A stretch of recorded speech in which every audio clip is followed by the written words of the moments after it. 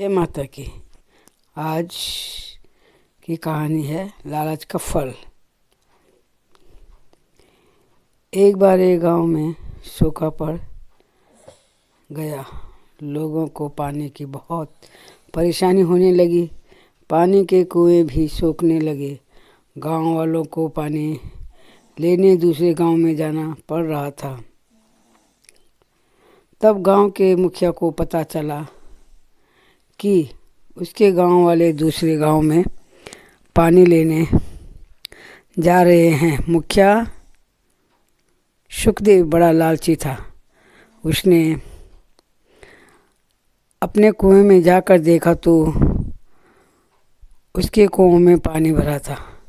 अब सुखदेव के मन में एक विचार आया कि मैं अपने कुएं से पानी गांव वालों को कैसे दूं और बदले में उनसे पैसे कैसे लूं। पर ये काम होगा कैसे। सुखदेव उस गांव में पहुंचा जहां से उसके गांव वाले पानी लेकर आ रहे थे। सुखदेव पूरे गांव में घूमता रहा और बाद में उसे एक आदमी मिल ही गया जो उसकी तरह लालची था।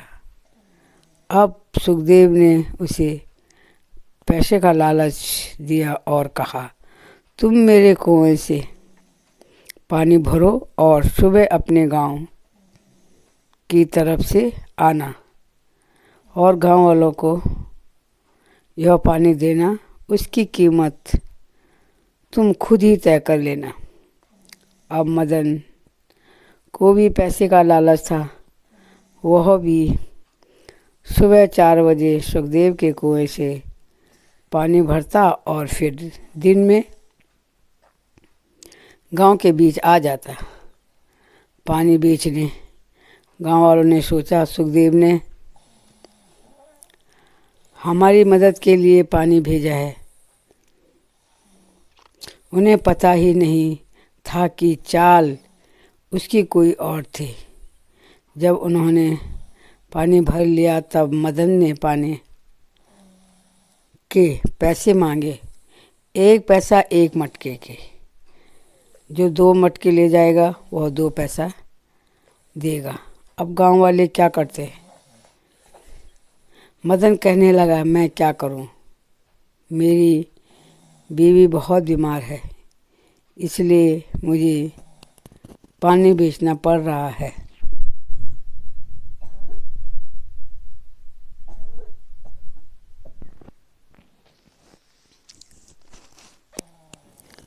बीवी का इलाज कराना बहुत पैसे चाहिए, मरता क्या न करता। यह कहावत ठीक है। गांव वालों को तो पानी चाहिए था, किसी की तरह पानी चाहिए था।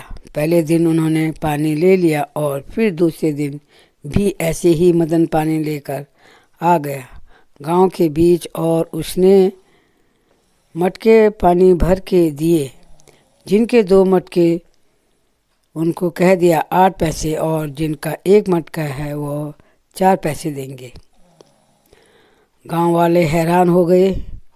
उन्होंने कहा, कल तो हमने 1-1 पैसे दिया था और आज तुम इतना पैसा बढ़ा रहे हो। मदन कहने लगा, लेते हो तो ले लो, नहीं तो निकलो। तब किसी किसी ने पानी ले लिया और पूरा दाम चुकाया दिया। फिर गांव में सबने आपस में फैसला लिया कि गांव के बाहर एक झील है जिसमें पानी है। तब वह लोग उस झील से पानी लेने लगे और सुखदेव का पानी किसी ने नहीं लिया। फिर सुखदेव ने मदन को भी उसकी मेहनत की कीमत नहीं चुकाई, क्योंकि सुखदेव तो पहले से ही हरामी था। उसने मदन को भी अपने गुंडों से मरवाया और घर से बाहर फेंक दिया। अब मदन के समझ में आ गई कि यह सुखदेव बहुत हरामी है। यह गांव वालों को बेवकूफ़ बनाता रहता है और उनको लूटता रहता है, क्योंकि गांव वाले अनपढ़ हैं। मदन घर पर भी हमेशा झूठ बोलता था।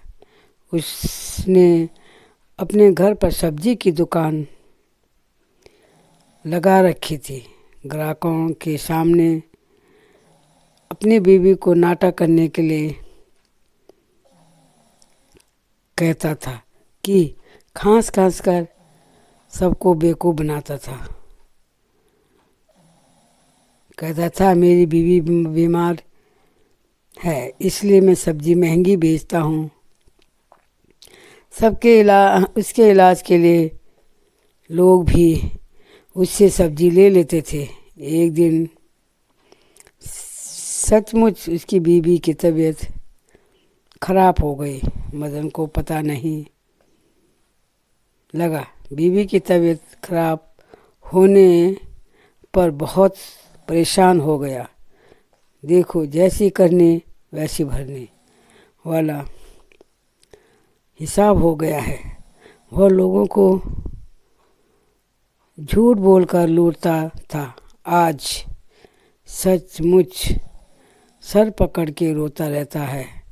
अब पता चला उसको झूठ बोलने का नतीजा। कभी झूठ बोलकर अपना फ़ायदा ना करें। मदन ने अपनी बीवी को झूठ बोल कर नाटक करने को कहा और आज सचमुच उसकी बीवी बीमार हो गई। तब उस दिन से मदन ने तौबा कर दिया। उसे झूठ बोलने का नतीजा मिल गया। अब वह सबसे माफ़ी मांग रहा है और सच्चाई का रास्ता पकड़ लिया। अब भगवान का ही सहारा है कि उसकी पत्नी ठीक हो जाए। सभी उसके ठीक होने की कामना करते हैं।